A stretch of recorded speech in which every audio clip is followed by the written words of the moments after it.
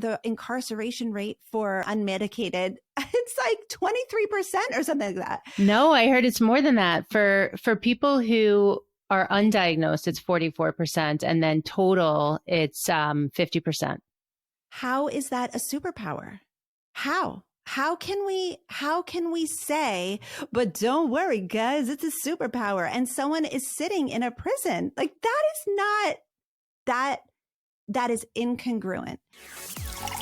Welcome to Successful with ADHD. I'm Brooke Schnittman. Let's get started. Welcome, Kristen. Hi, Brooke. Thanks for having me. Thanks for being here. And you're no new face here. I know that we connected, 5 years ago on a mutual friend's I think it was podcast and coach panel. And yes. So that's how we first connected. But it's a pleasure to have you and see all of the amazing accomplishments you've had over the time I've known you. And I'm just going to pull them up real quick for those of you who don't know who Kristen Carder is. She is an ADHD expert, a top podcast host in all categories, an internationally recognized life coach for adults with ADHD. She has extensive experience supporting people with ADHD, and that began in 2012. And for the last 4 years, you've been providing coaching and consulting to thousands of adults with ADHD. And ADHD is no new term for Kristen. I know that you've had a lot of experience learning directly from leading psychiatrists and psychologists in the ADHD industry.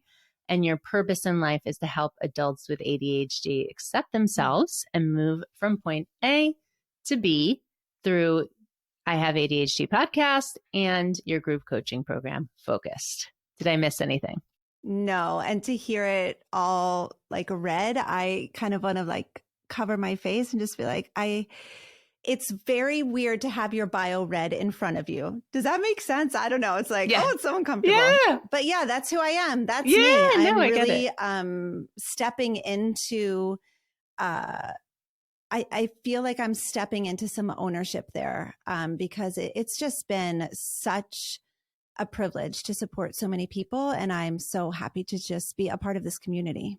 Yeah. When do you feel like you were able to finally accept that and say, okay, I'm going to step into my role in the ADHD community and really harness what I've accomplished? That has been an evolvement over the last couple years. I will say that I waded in cautiously because I think that I am an outlier in many ways on different viewpoints that I have. And on one hand, I am kind of a confrontational person and I don't mind having opposing views. And on the other hand, I really want everyone to like me and I have extreme rejection sensitivity. And so I'm holding both of those truths at the same time where I'm like, I know that I am thinking a little bit differently and I like that. And also, I really want to be accepted and liked. So I stepped into the ADHD space having been an entrepreneur already for 15 years and having worked with students with ADHD for a decade and really just not owning that. I didn't have the self-development work at the time to really step in with authority. And so I just kind of was like, oh, I'm just this like random girl and I just have these few thoughts. And it took me, I actually worked with a coach, Africa Brooke, and she kind of over the course of a year continually said, Kristen Carder needs to step out of the shadows. You're hiding who you really are. And she was right. I would share things that felt safe to share, but stepping into authority in that space or in this space, in the ADHD community, that took some real work. So I would say that was like a year-long process and really working with Africa. She really brought that out of me. And I appreciate it so much because it is who I am. I am a leader. I am someone who is, an effective communicator in this community and coach, but owning that, like even now and hearing you read my bio, I'm just like, who's she talking about? Like, doesn't feel like me. Right. So it's a work in the other progress. Kristen. Yeah. So to anyone listening, like if you struggle to own your own authority and step into who you really are, same. Like, I feel like that's a lifelong process, and that's okay. Yeah, absolutely. But the fact that you've gotten to a point also of confidence where you can at least speak it, you might not feel 100% confident with it. No one likes hearing themselves talk or hearing about them, right? I think it's Yeah. awkward, but the fact that you're able to own it obviously speaks to, as you mentioned, the self-development work that you've done, but also the accomplishments that you have accomplished. And finally, you see them in front of you and you're like, okay, I can't not agree that I have gotten these and I feel good about them. So true. And, imposter syndrome is something that we talk about a lot in the ADHD community. And one thing about imposter syndrome is it's not all bad. It can really help us to reflect on, do I have the credentials that I need? Am I trained? Do I know what I'm doing? Am I helping people? It can really help us to reflect and see where we are. And that's important because there are a lot of, especially coaches, because the coaching industry is not regulated out there, first of all, scamming people. And second of all, pretending to be able to help people who they can't. So here's the point. I finally remember it. I think that stepping into authority is an inside job where you check in and you do that self-development work and you make sure you're qualified. But then also it is about collecting that evidence. It is just like you said, it is about looking at your accomplishments. It is about like writing down the tangibles. And so it's an inside job. And then you're also collecting evidence and then hopefully just doing the work of stepping into that authority daily. I like how you say it's an inside job. It's not an external job, because if everyone's saying, oh, Kristen, you're amazing. You've done this with your podcast. You've done this with your groups. You don't really believe it unless you truly value it and you feel like it's an accomplishment. So I know I talk about like a log of awesome where you write down all the accomplishments that you're proud of, not that someone else said that they're proud of you for, the ones that you feel excited about. So true. And when we listen to all the positive feedback, we're also listening to the negative feedback. So if we're going to rely on everyone else for validation, that makes us very dependent, and we're very hypersensitive to criticism then. Criticism is important, but sometimes it can really take us down, especially those of us who are sensitive to rejection. So I think that it's important to have that groundedness within yourself first. Do I like me? Do I like what I'm doing? Do I believe that I'm qualified? If I don't believe that I'm qualified, I have no business saying that I am, right? And so it's always an inside job first. I love it. So tell me a little bit about your journey with ADHD. Like, what finally convinced you to get the diagnosis? I feel very lucky as a woman to have been diagnosed at 21. So when I had Patricia Quinn on the podcast, she told me that the median age for diagnosis in women is 38. So 21 is pretty young for a female to be diagnosed. And the way that happened is that it was back in the 1900s. And my dad read the book Driven to... Seems so long ago. It was like 1995 or something like that. My dad read the book Driven to Distraction by Ned Hallowell. And he believed that he had ADHD. So he went and got a diagnosis, got on medication, thank heavens. And then it was like a 3 to 4 year process of him nagging me and saying, I think you have ADHD. I think you have ADHD. By that time, I was an older teen. And I was like, whatever, you don't know anything. You're my dad. Dads know nothing. And so I really just ignored him until I was double majoring in college. I was suffering from depression, anxiety, an eating disorder, and my life was like falling apart.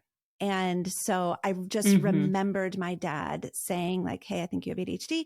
So I just called my mom up and said, hey, like, I am not okay. I do think that I want to get diagnosed or like evaluated. My evaluation process was, I'm pretty sure that like the doctor was just friends with my dad. Like, I think my first evaluation was not legit at all. And that happens sometimes, but I was given a stimulant. It did help a lot. Grades went on the fridge for the first time. It was my own fridge. It was my college apartment, but I was like, these babies are going on my fridge. I was so, as they should, so excited and proud. And so nothing really changed though. So that was 21. For like 10, 12 years, I didn't know anything about ADHD. I just knew that this stimulant medication You could take really helped stimulants. me, and that I struggled to focus. But I didn't know that pretty much every character flaw that I saw in myself was not a character flaw. It was a symptom of ADHD. Exactly. So when I owned my tutoring company and I started researching ADHD for my students on behalf of my students to help them, I was like, wait, what? Like everything I learned to help them, I didn't realize, like time blindness, working memory, prioritization, planning, organizing. I had no idea that like the reason why I was late all the time was because of ADHD. The reason why I couldn't keep a calendar was because of ADHD. The reason why I like overscheduled myself was because, and so all of those things that I thought were personality flaws, that I thought were just like made me a bad person, I started to see through the lens of ADHD. And that's when like my obsession began, where I was like, I need to learn everything about this because it was so validating for me. So how did you start learning everything about it? I read so many books. I went on all of the websites added to. You were able to finish all the books? That's a great question. I probably not. I have so many books that I like to like skim, highlight, go back to those parts. I like to use the, is it called an appendix? I forget, but like the place in the back where you can find the word and you go. So like a topic that's interesting. And I also started learning coaching tools at this time. So I wasn't trained as a coach yet, but I started learning coaching tools and also implementing that with my students, which was really really fun, and seeing them change and get better at their executive functioning skills and then apply it to my own life. That was so much fun. The other thing that I did besides reading all the books was I love Dr. Barkley's YouTube series, 30 Essential Tips for Parents or something like that. I watched that several times and took all the notes, like the first time for my own life. And then the second time, like through the lens of a tutoring company owner, like how can I help my students with this? So everything that I was learning though, I was looking through two lenses, the lens of like, how can I apply this to my life? And then the other lens of like, how can I use this to help my students? Absolutely. So you did your research, you were driven, you were motivated to learn more about you and your students. And what made that shift for you to go from tutoring to coaching for your own business? That's a great question. For adults. So what kept happening in my tutoring business is that I would be working with these students and their parents would come to me and say, what resources do you have to offer for adults?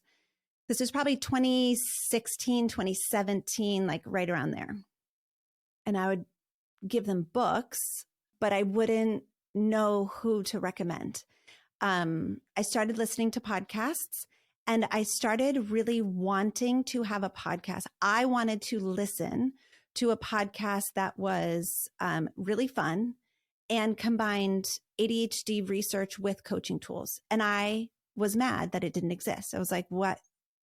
When are we going to get one of these podcasts?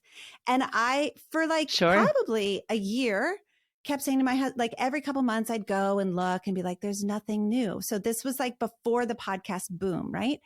And finally got this like inkling, finally, that was like, hello, you could just start it yourself. But circling back to stepping into authority, I was like, no, I need a grown-up to come and do this. Like, I don't know enough. Who am I to start this podcast? And that's exactly how I felt too. 5 years later. And that's the thing, is that no matter how much you know, no matter how much experience you have, I think that whenever you embark on something that's brand new territory, your brain is like, excuse me, no, there's no way you can do this. Right. No way we can't see the path. We have no understanding. And we want someone to come and do it. We want someone else to do it. Can't someone else just come and do this? And so I started the podcast at the very end of 2018. I kind of just like, I had no plan. I did not I didn't know that podcast launches were a thing. I didn't know what a launch was. I was just like, I don't know. I'll just like record this episode. I think my first episode is 12 minutes long. It's so bad. It's so bad. It's my first episode and it's the most downloaded episode. It's so embarrassing. Whatever. But Aww. after getting through a couple episodes, I had a lot of people reaching out to me, asking me if I would coach them. And because of the skills that I developed in the tutoring context, and I had literally developed a coaching program for my students, I started to think, I wonder if I could modify this for adults. I wonder if this would be something worthwhile for adults. And so I took on a couple clients under the context of a pilot program, hey, I've never done this before. Yeah, exactly. But I'm willing to use these tools and see if it's helpful. And I charged very little money. And yeah, I just really wanted to see is this helpful? And so I did several clients like that. And it turns out it was helpful and people really liked it. And so for all of 2019, I was running 2 companies. I was running the tutoring center and then I had coaching as well. And so I did tutoring center 3 days, coaching 2 days. And I just felt like I kept getting requests. There was just more demand. The ADHD community is so underserved, even now. And I know even today, I know it's trending and everybody's talking about ADHD, but even today, the ADHD community is underserved, which is why it is so important. Let's just side note here that you and I and people like us can be friends and have conversations and not feel competitive and refer people to each other and just make sure that there's always room at the table for competent, empathetic, good coaches because our community is so underserved. We need more. Absolutely. There are so many millions of adults with ADHD. You can't serve them all. I can't serve them all. We need correct. More. So, okay, moving on. At the end of 2019, in the fall, I just really felt I think I should go all in with coaching, but it was so scary. Because again, it's sacrificing something that was working. My tutoring center was working. It was paying the bills. My husband's a pastor, so he earns a pastor's salary. I know, bless it. He earns a pastor's salary, which is great. And it's respectable, but it's a pastor's salary. We got 3 kids. So I was very afraid to give that up for something that could or could not be successful. We just didn't know. Sure. But he was so supportive and he was like, just go for it. Just go for it. And so I did. I sold the tutoring company. Not really. I mean, I sold it in that I was like, I'm done with it. And my employees were like, will you want it? This is so amazing. We want to do it. And so I gave it to them for whatever. And then I went all in with coaching. Yeah. $1. It was $5. I still have it. It's right here. It's my $5 that I sold my company for. It was an official transaction. It was through lawyers and everything, but it was $5. Yeah. And so I went all in with coaching and it was explosive. And it just is a testament. Yes, I'm good at what I do, but also again, our community is underserved. There are so many people that need help. So I came into this space with so much privilege. First of all, I was the only podcast of my kind at the time.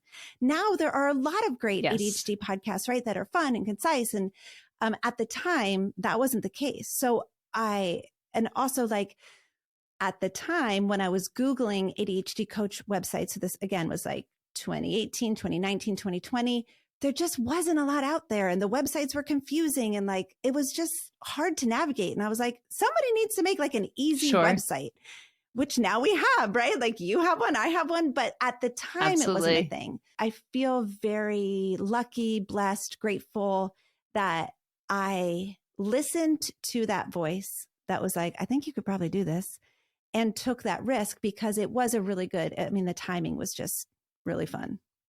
Got it. So you learned some coaching tools, you implemented it into your tutoring company, and then ran beta groups essentially for adults. When did you start the shift to getting your certification from the life school? This is terrible. Okay. I already had a very successful coaching practice. I was doing one-on-one clients. I had 15 one-on-ones, and I had Focused, which was, it had a couple hundred people in it at the time. And I just felt like I want to continue to establish my credibility within this community. I know I'm a good coach. My clients know I'm a good coach. Mm-hmm. I want certifications to kind of back that up. Which is so interesting because I wish we had hours. I just think it's very interesting because I went through the life coach school certification, which I do not recommend. So I just feel like I need to say that. Like if anybody's like, oh, Kristen Carder is a coach, she went to life coach school, I should do that too. I no longer recommend that program for a lot of reasons. And if you want to reach out to me about that, I am happy to tell you why. But I wanted that credibility, but it didn't actually change my coaching. I went through the coaching program there. I didn't really learn. It didn't really change anything. And what's so interesting is I'm going through another certification right now because I was like, okay, well, I'm no longer really associating myself with the life coach school. I should get another certification because like I want to keep learning. I want to keep growing. But I do so much learning and growing on my own that then I go into these certifications and I'm just like, ugh. Well, isn't that the same thing as when you're coaching your clients? Like all of the learning is really in between the sessions, right? Where they actually implement. Yes, exactly. So the program that you're going through right now, is it an ICF accredited program? Yeah. I wanted to go through an ICF accredited program. I want to see what the hubbub was about. I want to compare. I want to see, like, is ICF, what does that actually mean? Is it actually better than other coach certifications? So it's a trauma-informed coaching cert. Yeah, it's cool. Wonderful. Yeah, tell me more about trauma as you know it. It seems like you had mentioned on your podcast that you're a lot more trauma-informed at this point. Yeah, it's really interesting.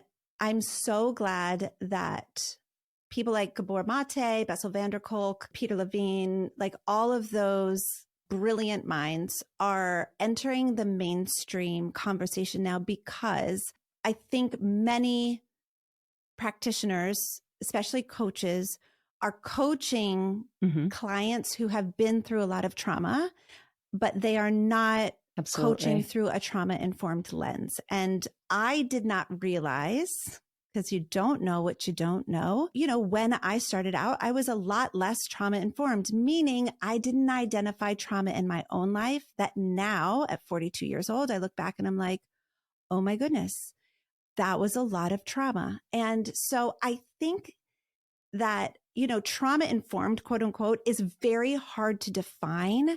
What I think about it as is it's a way of being. It's not just boxes that you can check off because there's difference between being trauma trained, where you know about trauma, and being trauma informed, which is I have the empathy and the space and the self-regulation to interact with traumatized people in a very nurturing, gentle way. That nuance is really interesting and obviously nebulous, not easy to define. But what I will say is that my journey started with me reading The Body Keeps the Score, which is like, gosh, hard. Dr. Perry's book, What Happened to You? My Grandmother's Hands. I forget the author. I'm so sorry. And then being able to go into therapy for myself and be able to be held in a trauma-informed space and see the difference between the way my therapist treated me and the way my former coaches treated me. That's a big difference. Now, obviously, we are not therapists. We're not practicing therapy. I'm staying in my zone as a coach, but I can still interact with someone in a trauma-informed way, even when I'm staying in a coach space. And so making sure that I am very cautious, very careful, very nurturing, very validating, and making sure that my clients know that I believe them, that even though it's my job to question their thoughts, that I do believe their story and that I accept them and I love them and I'm never, never, never judging them. So how do you believe that trauma is connected to ADHD or not? Girl, you make me answer that question. Okay. So here's what's interesting. When I started reading about trauma and learning about how the brain changes when someone experiences a traumatic event in utero, as an infant, as a toddler, our brains actually change. Guess what part of the brain changes? It's the frontal lobe. The prefrontal exactly. cortex. And when someone experiences ongoing trauma or severe traumatic events that have never been dealt with, the brain will change, and then they will begin to have symptoms such as poor working memory, impulse control, emotional dysregulation. And as I began to read those books and learn from people like Gabor Mate, all of the people, Yep. hearing the symptoms of complex PTSD and likening them to ADHD was very interesting to me. Yes. I have not come to a conclusion. I don't know if we can make conclusions other than to say that I do believe that ADHD is more than just our genetics. And so in my estimation, it is likely a lot of nature, meaning our genetics, and nurture, how we are raised, whether or not we grew up in a safe environment, meaning we were safe to be ourselves. Our lovability was not dependent on our productivity. How many people with ADHD listening can say, oh yeah, for sure, my lovability was not connected to my productivity? Well, it's natural in ourselves, and that's where the imposter syndrome comes in, that we think that our self-esteem is attached to productivity, right? So Gabor Mate also talks about that contingent self-esteem. It's not true self-esteem. It's connected to how much we did or how productive we were. And where did we learn that first? Who taught us that our self-esteem was connected to what we did? Maybe it was innate, maybe, or maybe it was parented. So it's just really an interesting exploration. And what I struggle with, I struggle with Gabor Mate because he is like, ADHD is all trauma related. Right. And I struggle with that because like scientifically, I do believe that there are some genes that they're uncovering, and like there is something to be said for the genetics of it. Right. The science out there shares that there is genetic, and Dr. Hallowell talks that, to say that all ADHD cases come from trauma is just no, I don't think so either. But I have the privilege of serving so many adults with ADHD, and many of them resonate with my story of trauma. So I'm even reflecting on, is my ADHD genetic, or is it generational trauma? Like, of course, it's passed down in families, but so is trauma. So I only have questions. I don't have any answers. Yes, I think a lot of us have questions. I don't have any answers. I only have questions. And I really hope and pray that we get a lot more research, that a lot more is uncovered. But what I like to say is it actually doesn't matter. Like, at the end of the day, ADHD is real. It deserves to be treated. Like what research tells us is that ADHD medication is that first level of like triage, making sure that you can even function. And then if you have capacity because finally you're medicated and your brain is working properly, then maybe coaching and therapy and EDMR and like all of the amazing tools out there. But most of the time we don't have that executive function to take advantage of it because we're not medicated. Right. So Dr. Dodson also talks about that too, where he says that with the triage that, the medication is obviously the strongest thing that can help someone with ADHD, but then you combine the coaching with the medication and that is even stronger. But I find it interesting because I just had a baby, 14 months ago. And, I have moderate ADHD. And I was also reading this, that if you have moderate or mild ADHD, when you're pregnant, it's not as big of an impact being off of your medication as someone with severe ADHD. So, yeah, I know that some people are afraid to take medication. Some people don't like how they feel on the medication. So if you do not have severe ADHD, it might not be as big of an issue if you're not taking medication and you have the right tools, right? That's the thing with a spectrum disorder, right? It depends on where you are on the spectrum, where like every experience of ADHD is valid, but they also differ because some people are impaired. It's so complex. The more I learn about it, the more I don't understand it. Honestly, the more research Right. I do. That's why when people, drop in my inbox or my DM and ask me for coaching advice, I say, there's, I could give you tools. There's lots of tools on my social media and my webpage, but if I don't really know you, I don't know if this is serving you the right way. Absolutely. Absolutely. Yeah. You talk a lot about this. You believe that ADHD is not a superpower. No, not at all. Talk to me about that. Not at all. So a couple disclaimers.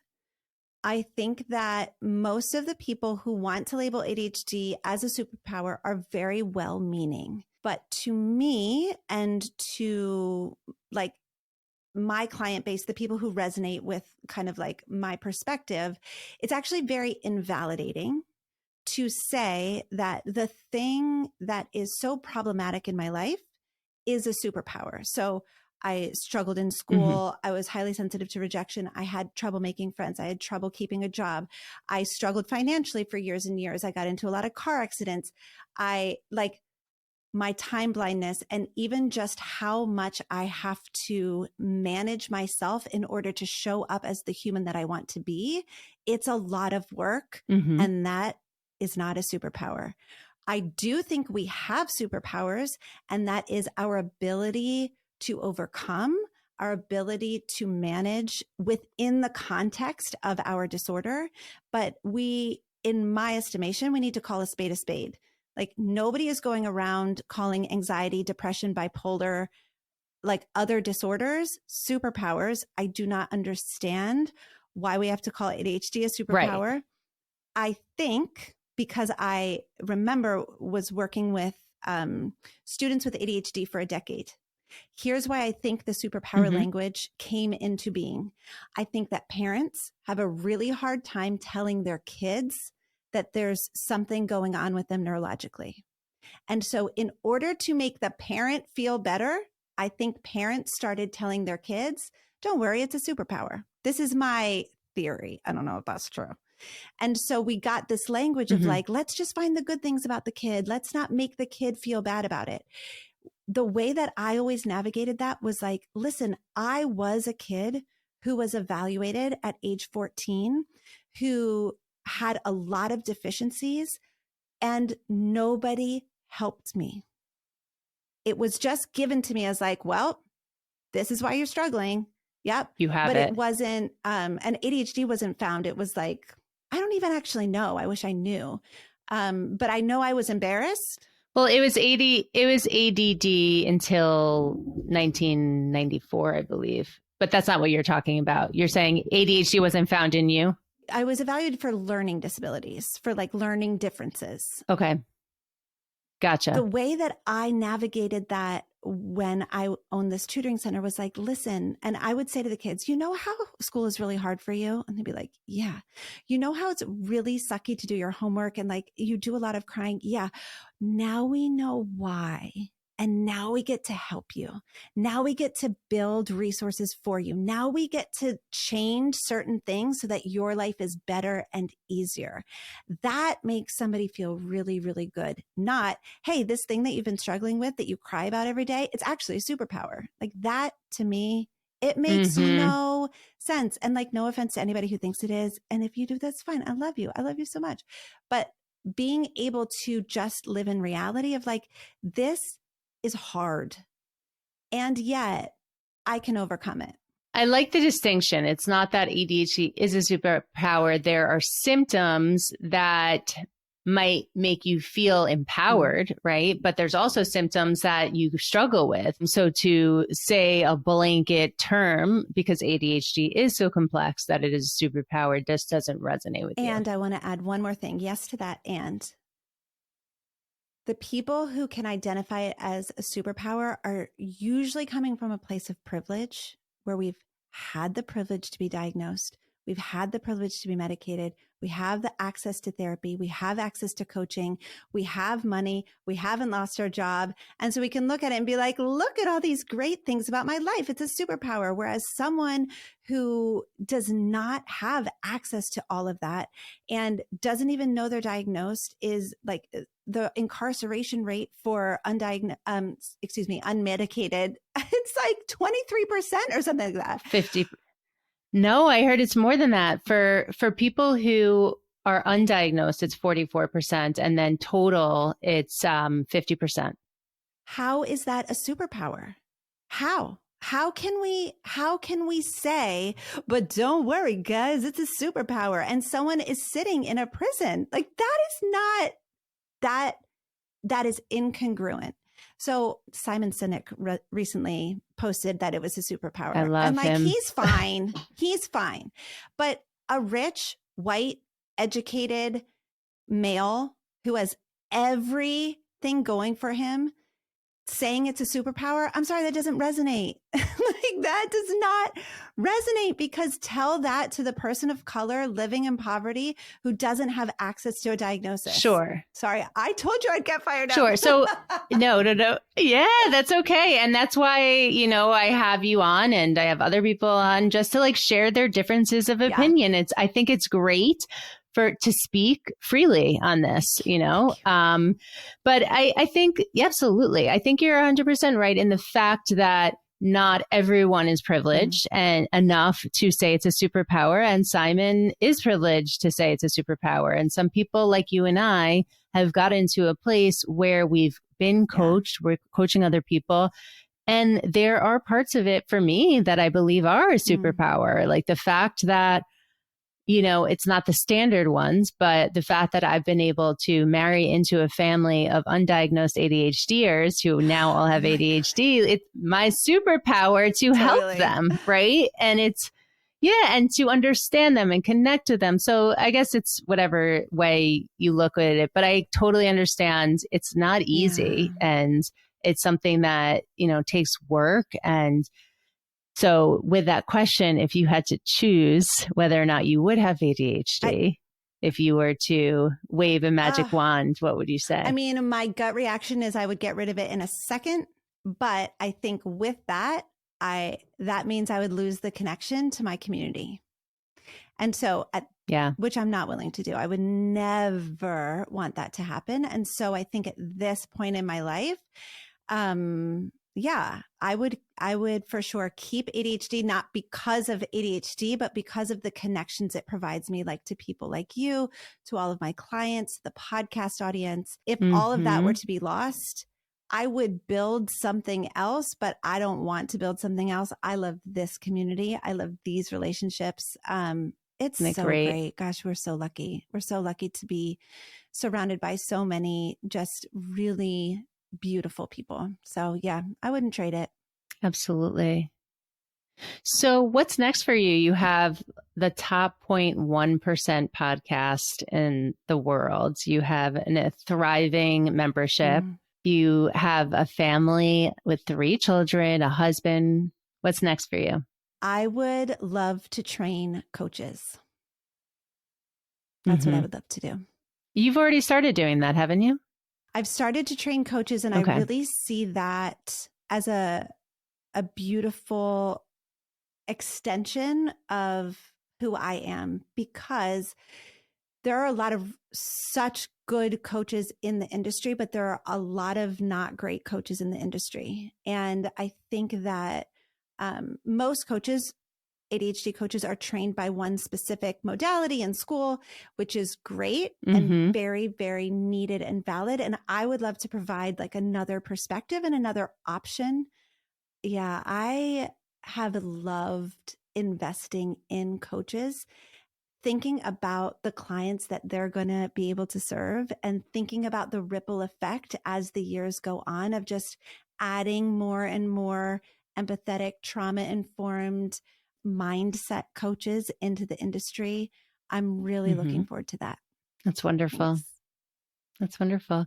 Well, it's been a pleasure seeing, your trajectory from the beginning of our friendship in 2018 and to see how much your business has grown as well and to keep this connection open. Like you said, it's great to have good people. Coaches need coaches. Coaches need friends. It can be an isolating community and we can all learn from each other. So Kristen, if anyone wants to get in touch with you, where can they connect with you? Yeah. So my website is ihaveadhd.com and I like to hang out on Instagram at I Have ADHD Podcast. If you like podcasts, my podcast is I Have ADHD Podcast. Wonderful. Well, thank you for being on Successful with ADHD today. Thank you for having me. This is so fun. I've been looking forward to this for weeks. I just love connecting with you. So I really, really appreciate you having me.